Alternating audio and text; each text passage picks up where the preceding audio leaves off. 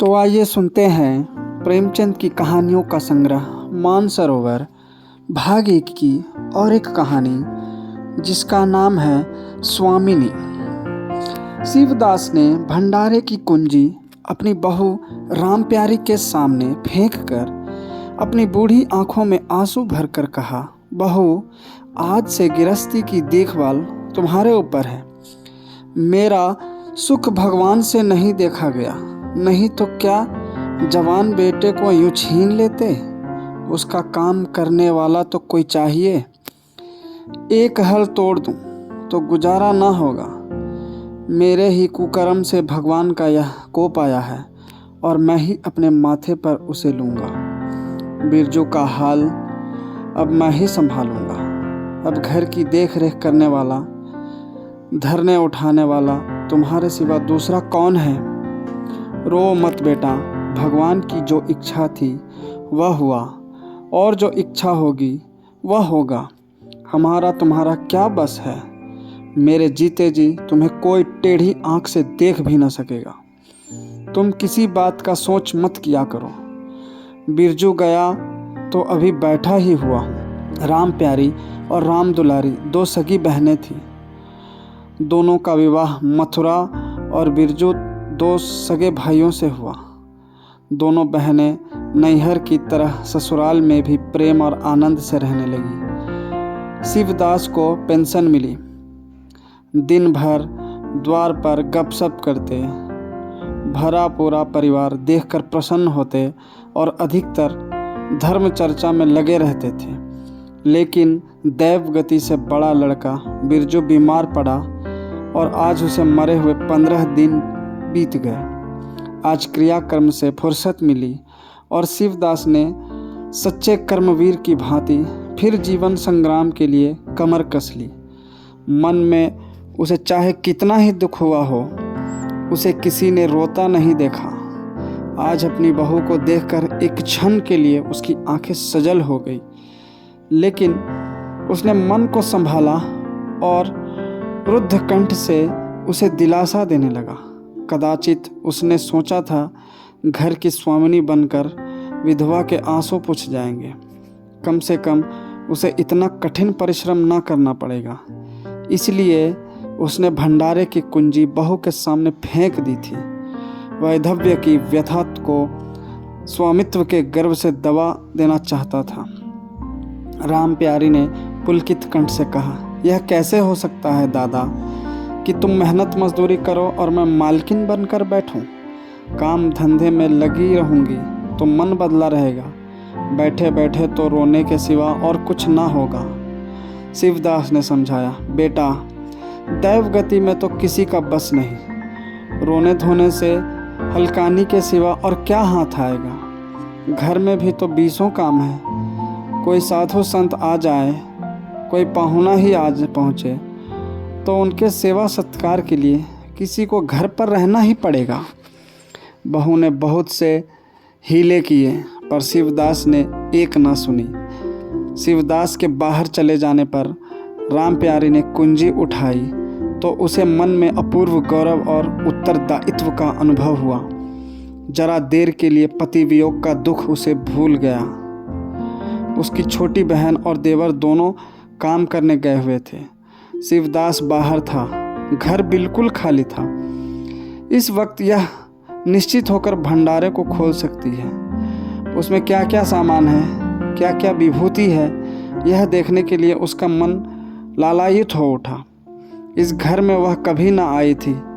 जब कभी किसी को कुछ देना या किसी से कुछ लेना होता था, तभी शिवदास आकर इस कोठरी को खोला करता था। फिर उसे बंद कर वह थाली अपनी कमर में रख लेता था। राम प्यारी कभी कभी द्वार की दरारों से भीतर झांकती थी, पर अंधेरे में कुछ ना दिखाई देता। सारे घर के लिए वह कोठरी तिलिस्म या रहस्य था, जिसके विषय में भांति भांति की कल्पनाएं होती रहती थी। आज राम प्यारी को वह रहस्य खोलकर देखने का अवसर मिल गया। उसने बाहर का द्वार बंद कर दिया कि कोई उसे भंडार खोलते न देख ले। नहीं सोचेगा बेजरूरत उसने क्यों खोला। तब आकर कांपते हुए हाथों से ताला खोला। उसकी छाती धड़क रही थी कि कोई द्वार न खटखटाने लगे। अंदर पांव रखा तो उसे कुछ उसी प्रकार का, लेकिन उससे कहीं तीव्र आनंद हुआ जो उसे अपने गहने कपड़े की पिटारी खोलने में होता था।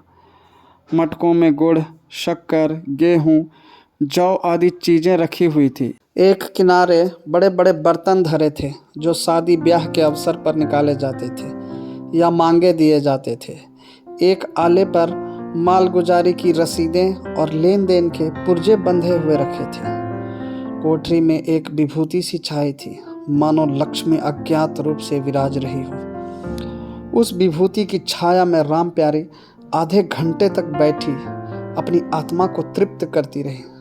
प्रति क्षण उसके हृदय पर ममत्व का नशा सा छाया जा रहा था। जब वह उस कोठरी से निकली तो उसके मन के संस्कार बदल गए थे, मानो किसी ने उस पर मंत्र डाल दिया हो। उसी समय द्वार पर किसी ने आवाज़ दी।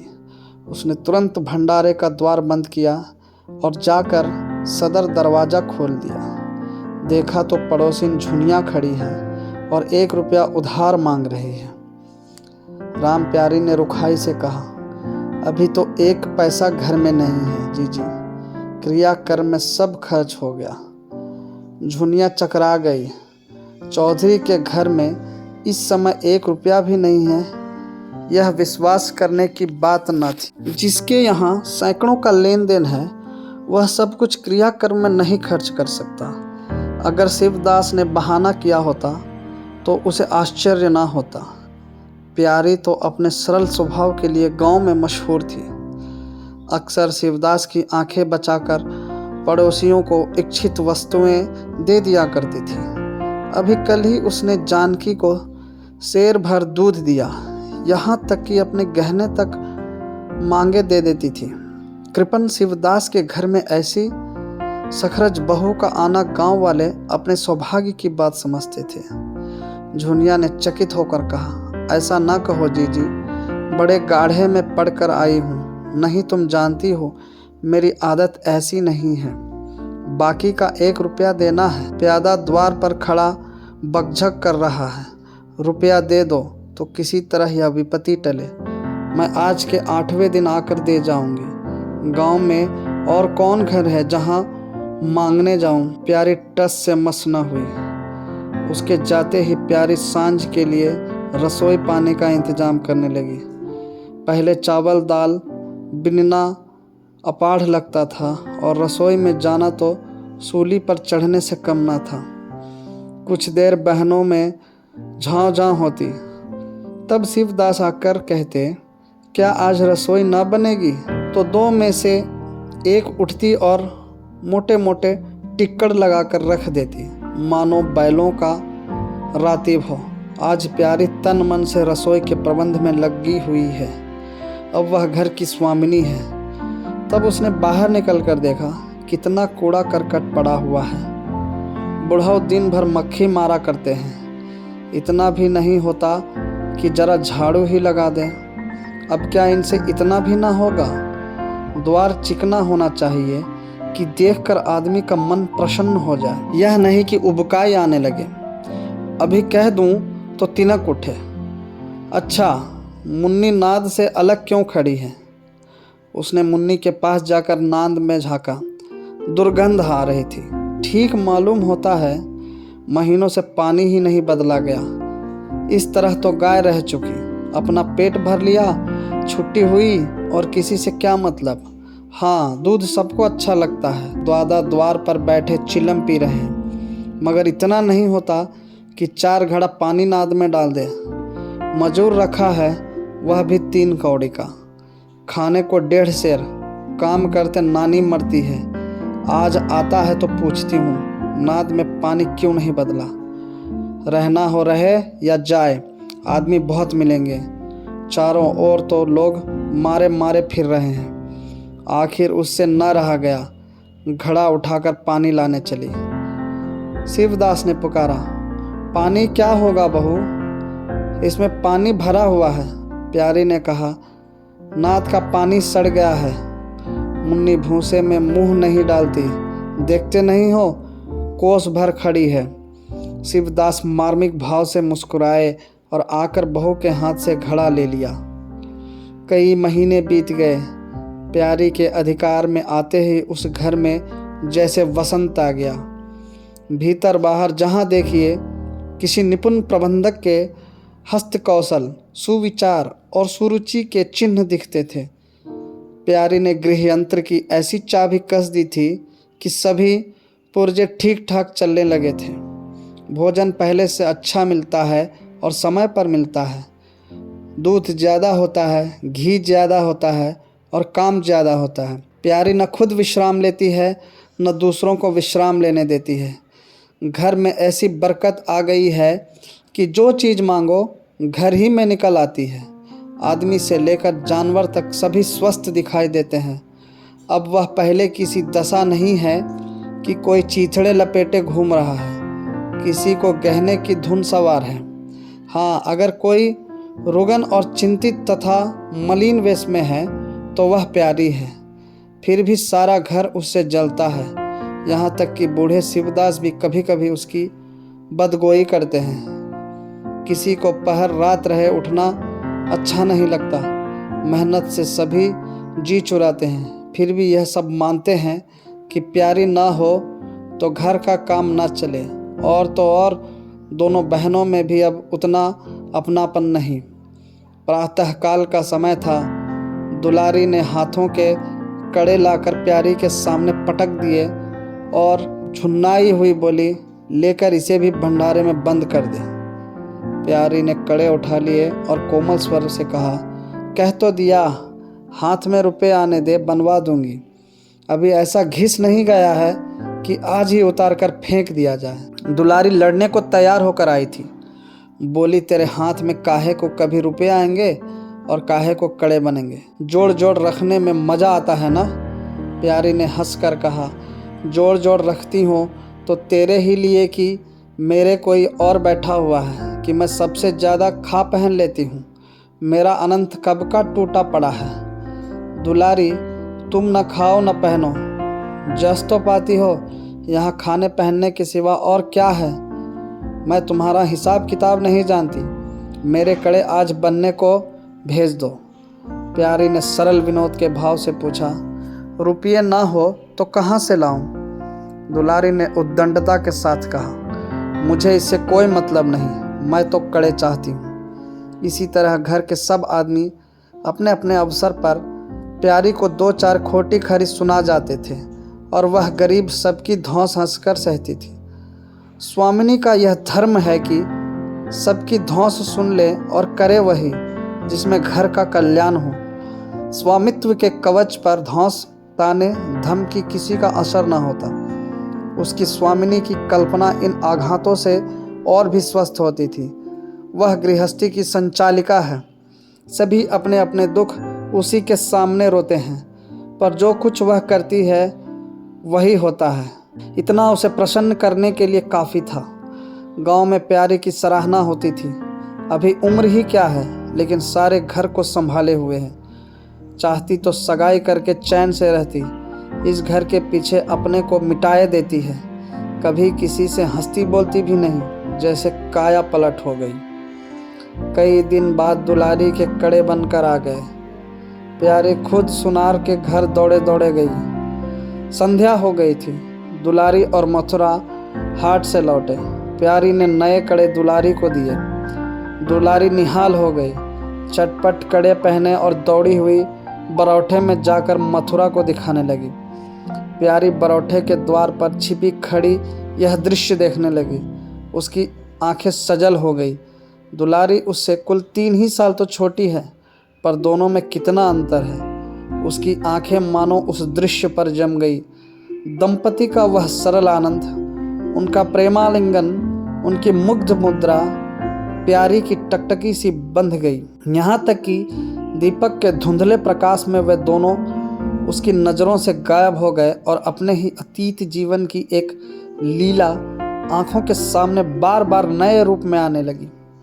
सहसा शिवदास ने पुकारा, बड़ी बहू, एक पैसा दो, तमाकू मंगवाऊं। प्यारी की समाधि टूट गई। आंसू पोंछती हुई भंडारे में पैसा लेने चली गई। एक एक करके प्यारी के गहने उसके हाथ से निकलते जाते थे। वह चाहती थी मेरा घर गांव में सबसे संपन्न समझा जाए और इस महत्वाकांक्षा का मूल्य देना पड़ता था। कभी घर की मरम्मत के लिए और कभी बैलों की नई गोई खरीदने के लिए, कभी नातेदारों के व्यवहारों के लिए, कभी बीमारों की दवा दारू के लिए रुपये की ज़रूरत पड़ती रहती थी। और जब बहुत कतर ब्योंत करने पर भी काम न चलता तो वह अपनी कोई न कोई चीज़ निकाल देती, और चीज़ एक बार हाथ से निकलकर फिर न लौटती थी। वह चाहती तो इनमें से कितने ही खर्चों को टाल जाती, पर जहाँ इज्जत की बात आ पड़ती थी वह दिल खोल कर खर्च करती। अगर गांव में हेटी हो गई तो क्या बात रही, लोग उसी का नाम तो धरेंगे। दुलारी के पास भी गहने थे, दो एक चीज़ें मथुरा के पास भी थे, लेकिन प्यारी उनकी चीज़ें न छूती। उनके खाने पहनने के दिन हैं, वे इस जंजाल में क्यों फंसे।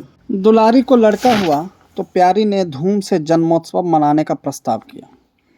शिवदास ने विरोध किया। क्या फ़ायदा, जब भगवान की दया से सगाई ब्याह के दिन आएंगे तो धूमधाम कर लेना। प्यारी का हौसलों से भरा दिल भला क्यों मानता। बोली, कैसी बात कहते हो दादा, पहलौठे लड़के के लिए भी धूमधाम ना हुई तो कब होगी। मन तो नहीं मानता, फिर दुनिया क्या कहेगी। नाम बड़े दर्शन थोड़े, मैं तुमसे कुछ नहीं मांगती, अपना सारा सरंजाम कर लूँगी, गहनों के साथ जाएगी और क्या। शिवदास ने चिंतित होकर कहा, इस तरह एक दिन धागा भी ना बचेगा। कितना समझाया, बेटा भाई भौजाई किसी के नहीं होते, अपने पास दो चीज़ें रहेंगी तो सब मुँह जोहेंगे, नहीं कोई सीधे बात भी ना करेगा। प्यारी ने ऐसा मुंह बनाया मानो वह ऐसी बूढ़ी बातें बहुत सुन चुकी है, और बोली, जो अपने हैं वो भी ना पूछे तो भी अपने ही रहते हैं। मेरा धर्म मेरे साथ है, उनका धर्म उनके साथ है। मर जाऊंगी तो क्या छाती पर लाद ले जाऊंगी। धूमधाम से जन्मोत्सव मनाया गया। बरही के दिन सारी बिरादरी का भोज हुआ, लोग खा पी कर चले गए। प्यारी दिन भर की थकी मांदी आंगन में एक टाट का टुकड़ा बिछाकर कमर सीधी करने लगी। आंखें छपक गई। मथुरा उसी वक्त घर में आया। नवजात पुत्र को देखने के लिए उसका चित्त व्याकुल हो रहा था। दुलारी सौर गृह से निकल चुकी थी। गर्भावस्था में उसकी देह क्षीण हो गई थी, मुंह भी उतर गया था, पर आज स्वस्थता की लालिमा मुख पर छाई हुई थी। सौर के संयम और पौष्टिक भोजन ने देह को चिकना कर दिया था। मथुरा उसे आंगन में देखते ही समीप आ गया और एक बार प्यारी की ओर ताक कर उसके निद्रामग्न होने का निश्चय करके उसने शिशु को गोद में ले लिया और उसका मुंह चूमने लगा। आहट पाकर प्यारी की आंखें खुल गई, पर उसने नींद का बहाना किया और अधकुली आंखों से यह आनंद क्रीड़ा देखने लगी। माता और पिता दोनों बारी बारी से बालक को चूमते, गले लगाते और उसके मुख को निहारते थे। कितना स्वर्गीय आनंद था।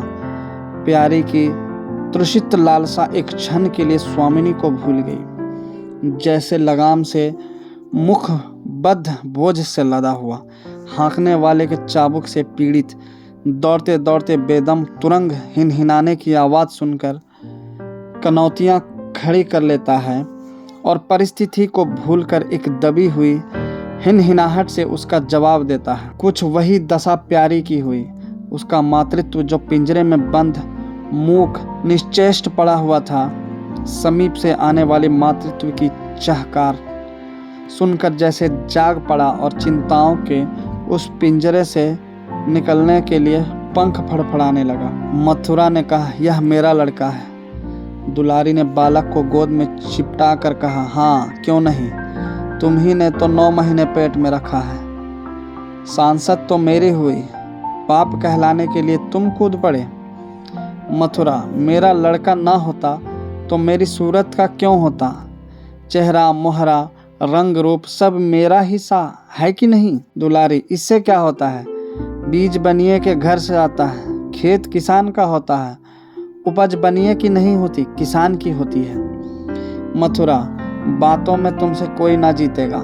मेरा लड़का बड़ा हो जाएगा तो मैं द्वार पर बैठकर मज़े से हुक्का पिया करूँगा। दुलारी, मेरा लड़का पढ़े लिखेगा, कोई बड़ा हुद्दा पाएगा, तुम्हारी तरह दिन भर बैल के पीछे न चलेगा। मालकिन से कहना है कल एक पालना बनवा दे।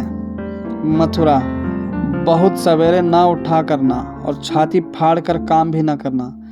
दुलारी, यह महारानी जीने देंगी? मथुरा, मुझे तो बेचारी पर दया आती है, उसके कौन बैठा हुआ है, हम ही लोगों के लिए मरती है।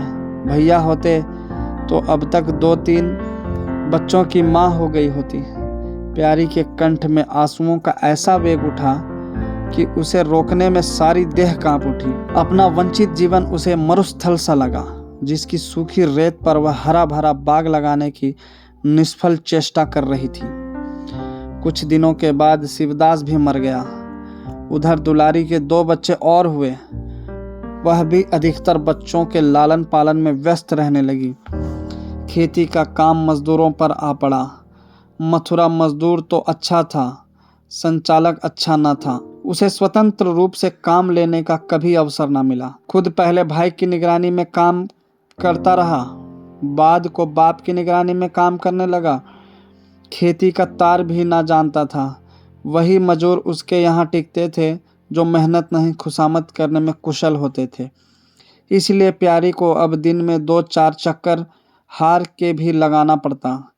कहने को वह अभी मालकिन थी, पर वास्तव में घर भर की सेविका थी। मजदूर भी उससे त्योरियां बदलते। जमींदार का प्यादा भी उसी पर धौंस जमाता। भोजन में भी किफ़ायत करनी पड़ती। लड़कों को तो जितनी बार मांगे उतनी बार कुछ न कुछ चाहिए। दुलारी तो लड़कौरी थी, उसे भरपूर भोजन चाहिए।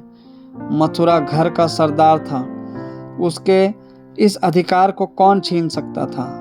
मजूर भला क्यों रियायत करने लगे थे। सारी कसर प्यारी पर निकलती थी। वही एक फालतू चीज़ थी। अगर आधा पेट खाए तो किसी को हानि ना हो सकती थी। 30 वर्ष की अवस्था में उसके बाल पक गए, कमर झुक गई, आंखों की जोत कम हो गई, मगर वह प्रसन्न थी। स्वामित्व का गौरव इन सारी जख्मों पर मरहम का काम करता था। एक दिन मथुरा ने कहा, भाभी अब तो कहीं परदेश जाने का जी होता है। यहाँ तो कमाई में बरकत नहीं, किसी तरह पेट की रोटी चल जाती है, वह भी रोध होकर। कई आदमी पूरब से आए हैं, वे कहते हैं वहाँ 2-3 रुपये रोज की मजदूरी हो जाती है। 4-5 साल भी रह गया तो मालामाल हो जाऊंगा। अब आगे लड़के बाले हुए, इनके लिए कुछ तो करना ही चाहिए। दुलारी ने समर्थन किया। हाथ में 4 पैसे होंगे, लड़कों को पढ़ाएंगे लिखाएंगे। हमारी तो किसी तरह कट गई, लड़कों को तो आदमी बनना है। प्यारी यह प्रस्ताव सुनकर अवाक रह गई। उनका मुंह ताकने लगी। इसके पहले इस तरह की बातचीत कभी न हुई थी। यह धुन कैसे सवार हो गई। उसे संदेह हुआ, शायद मेरे कारण यह भावना उत्पन्न हुई। बोली, मैं तो जाने को ना कहूँगी, आगे जैसी इच्छा हो। लड़कों को पढ़ाने लिखाने के लिए यहाँ भी तो मदरसा है, फिर क्या नित्य यही दिन बने रहेंगे। 2-3 साल भी खेती बन गई तो सब कुछ हो जाएगा। मथुरा, इतने दिन खेती करते हो गए, अब तक ना बनी तो अब क्या बन जाएगी। इस तरह एक दिन चल देंगे, मन की मन में रह जाएगी। फिर अब पौरुख भी तो थक रहा है, यह खेती कौन संभालेगा। लड़कों को मैं चक्की में जोत कर उनकी जिंदगी नहीं खराब करना चाहता। प्यारे ने आंखों में आंसू लाकर कहा, भैया घर पर जब तक आधी मिले सारी के लिए ना धावना चाहिए। अगर मेरी ओर से कोई बात हो तो अपना घर बार अपने हाथ में करो, मुझे एक टुकड़ा दे देना, पड़ी रहूंगी। मथुरा आदर कंठ होकर बोला, भाभी यह तुम क्या कहती हो। तुम्हारे ही संभाले यह घर अब तक चला है, नहीं रसातल में चला गया होता। इस गिरस्ती के पीछे तुमने अपने को मिट्टी में मिला दिया, अपनी देह घुला डाली। मैं अंधा नहीं हूँ, सब कुछ समझता हूँ। हम लोगों को जाने दो, भगवान ने चाहा तो घर फिर संभल जाएगा। तुम्हारे लिए हम बराबर खर्च बरच भेजते रहेंगे। प्यारी ने कहा, जो ऐसा ही है तो तुम चले जाओ, बाल बच्चों को कहाँ कहाँ बांधे फिरोगे। दुलारी बोली, यह कैसे हो सकता है बहन, यहाँ देहात में लड़के क्या पढ़े लिखेंगे। बच्चों के बिना इनका जी भी वहाँ न लगेगा। दौड़ दौड़ कर घर आएंगे और सारी कमाई रेल खा जाएगी। परदेश में अकेले जितना खर्चा होगा उतने में सारा घर आराम से रहेगा। प्यारी बोली, तो मैं ही यहाँ रहकर क्या करूँगी, मुझे भी लेते चलो। दुलारी उसे साथ ले चलने को तैयार न थी। कुछ दिन जीवन का आनंद उठाना चाहती थी। अगर परदेश में भी यह बंधन रहा तो जाने से फायदा ही क्या। बोली, बहन तुम चलती तो क्या बात थी, लेकिन फिर यहाँ का कारोबार तो चौपट हो जाएगा। तुम तो कुछ न कुछ देखभाल करती ही रहोगी। प्रस्थान की तिथि के एक दिन पहले ही राम प्यारी ने रात भर जागकर हलवा और पूरियां पकाई। जब से इस घर में आई कभी एक दिन के लिए अकेले रहने का अवसर नहीं आया। दोनों बहनें सदा साथ रहीं। आज उस भयंकर अवसर को सामने आते देखकर प्यारी का दिल बैठा जाता था। वह देखती थी मथुरा प्रसन्न है, बाल वृंद यात्रा के आनंद में खाना पीना तक भूले हुए हैं, तो उसके जी में आता वह भी इसी भांति निर्द्वंद रहे, मोह और ममता को पैरों से कुचल डाले। किंतु वह ममता जिस खादल को खा खा कर पली थी, उसे अपने सामने से हटाए जाते देखकर क्षुब्ध होने से न रुकती थी। दुलारी तो इस तरह निश्चिंत होकर बैठी थी मानो कोई मेला देखने जा रही है। नई नई चीज़ों को देखने, नई दुनिया में विचरने की उत्सुकता ने उसे क्रिया शून्य सा कर दिया था। प्यारी के सिरे सारे प्रबंध का भार था। धोबी के घर से सब कपड़े आए हैं या नहीं, कौन कौन से बर्तन साथ जाएंगे, सफ़र खर्च के लिए कितने रुपए की ज़रूरत होगी।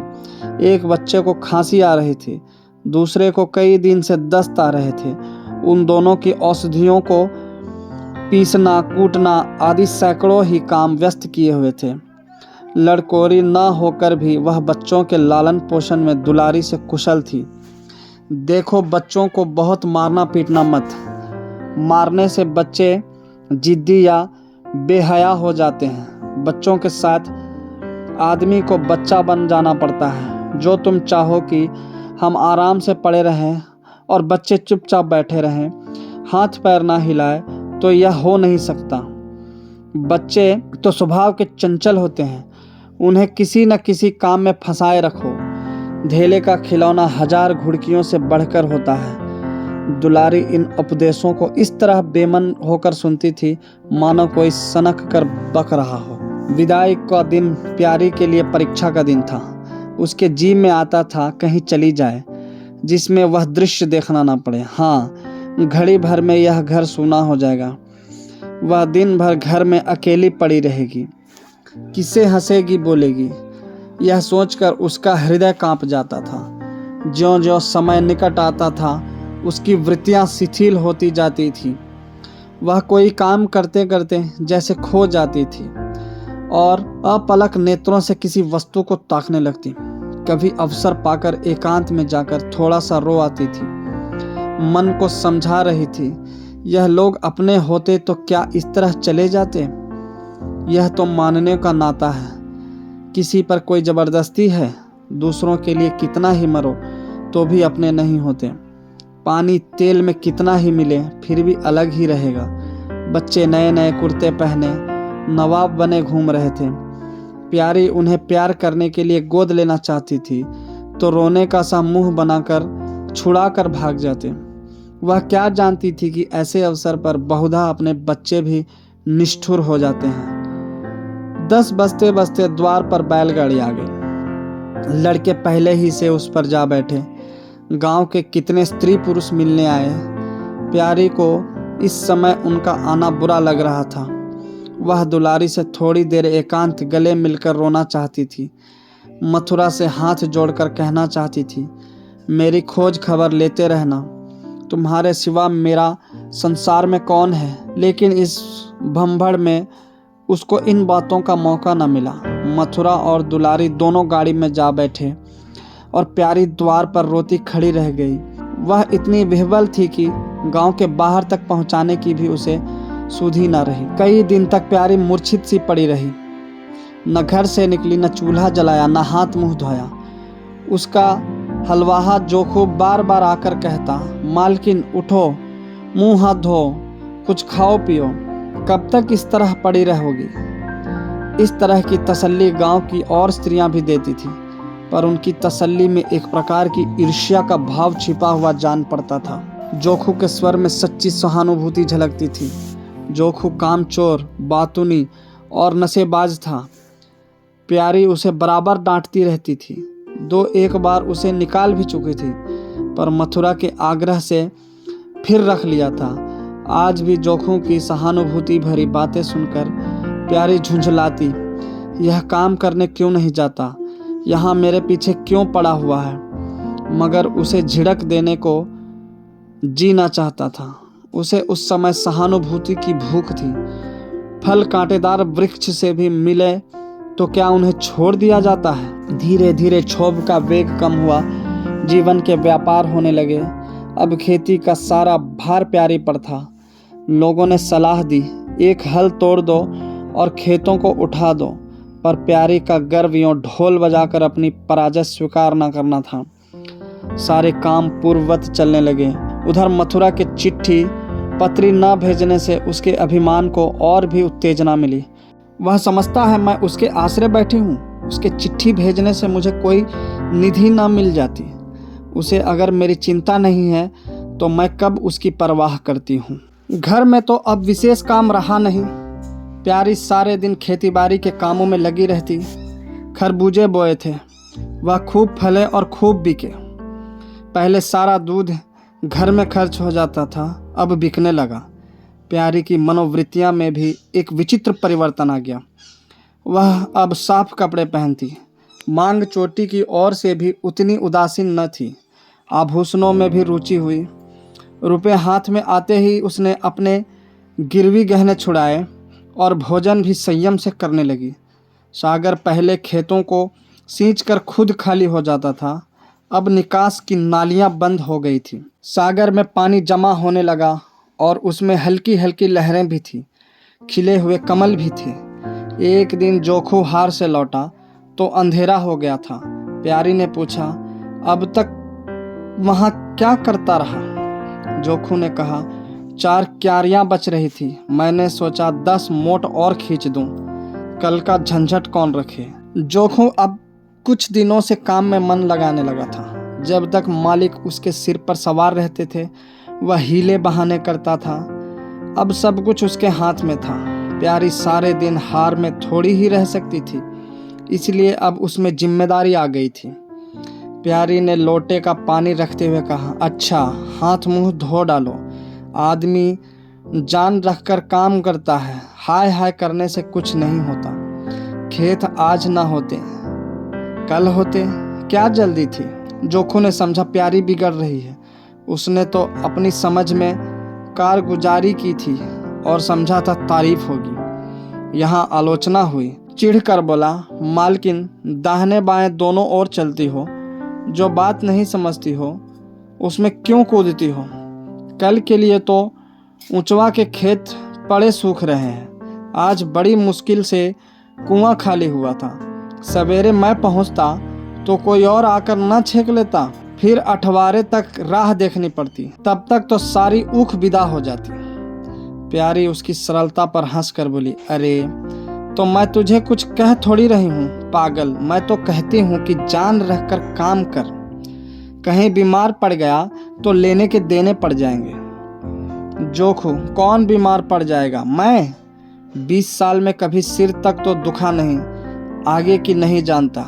कहो रात भर काम करता हूँ। प्यारी, मैं क्या जानूं, तुम ही अंतरे दिन बैठे रहते थे और पूछा जाता था तो कहते थे जुर आ गया था, पेट में दर्द था। जोखू झेंपता हुआ बोला, वह बातें जब थी जब मालिक लोग चाहते थे कि इसे पीस डालें, अब तो जानता हूँ मेरे ही माथे हैं, मैं ना करूँगा तो सब चौपट हो जाएगा।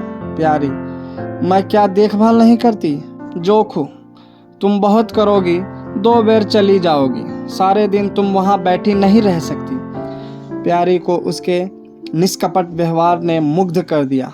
बोली, तो इतनी रात गए चूल्हा जलाओगे, कोई सगाई क्यों नहीं कर लेते? जोखू ने मुंह धोते हुए कहा, तुम भी खूब कहती हो मालकिन, अपने पेट भर को तो होता नहीं, सगाई कर लूं? 1.25 सेर खाता हूँ, 1 जून पूरा 1.25 सेर, दोनों जून के लिए 2 सेर चाहिए। प्यारी, अच्छा आज मेरी रसोई में खाओ, देखो कितना खाते हो। जोखू ने पुलकित होकर कहा, नहीं मालकिन, तुम बनाते बनाते थक जाओगी। हाँ, आध सेर के 2 रोटी बनाकर खिला दो तो खा लूँ।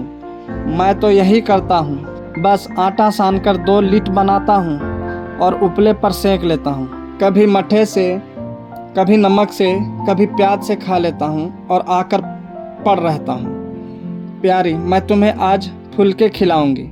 जोखू, तब तो सारी रात खाते ही बीत जाएगी। प्यारी, बको मत, चटपट आकर बैठ जाओ। जोखू, जरा बैलों को सानी पानी देता जाऊं तो बैठूं। जोखू और प्यारी में ठनी हुई थी। प्यारी ने कहा, मैं कहती हूँ धान रोपने की कोई ज़रूरत नहीं, झड़ी लग जाए तो खेत डूब जाए, बरखा बंद हो जाए तो खेत सूख जाए, ज्वार बाजरा सन अरहर सब तो है, धान न सही। जोखू ने अपने विशाल कंधे पर फावड़ा रखते हुए कहा, जब सबका होगा तो मेरा भी होगा, सबका डूब जाएगा तो मेरा भी डूब जाएगा। मैं क्यों किसी से पीछे रहूं?